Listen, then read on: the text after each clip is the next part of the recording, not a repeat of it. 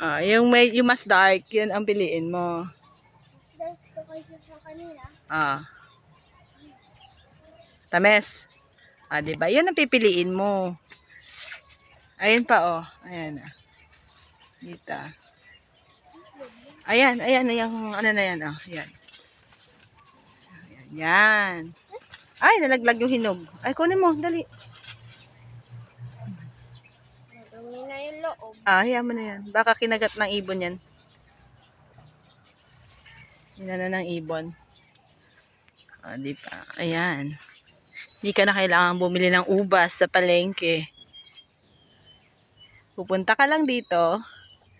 Tapos, pipitas ng hinog, kakain ka na diretso. Di ba? Tamis. Oh. Tamis na bebe girl. Mamimitas din tayo. Siyempre, alangan namang siya lang. Di ba? Pipili tayo ng hinog-hinog. Ito, oh. Gusto na. Ito. Ito, oh. Tamis. Yung iba maasim. Hilaw pa kasi yun, be. Yung mga dark, yun ang kukunin. Di ba matamis? Pagka yung mga dark. Di ka na kailangan bumili ng ubas. Fresh from vineyard. Pitas ka lang.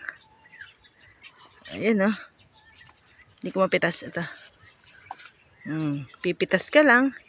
Kainin mo na.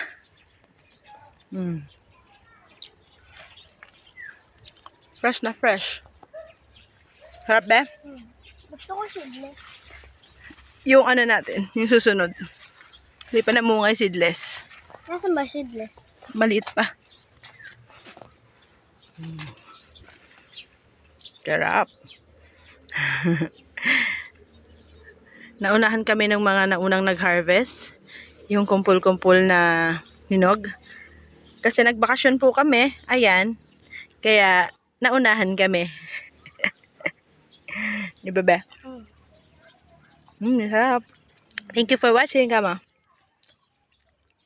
Naman, Thank you for watching. Bye-bye, kama.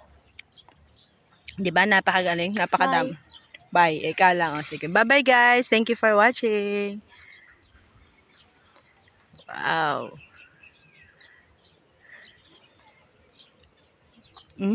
Sarap.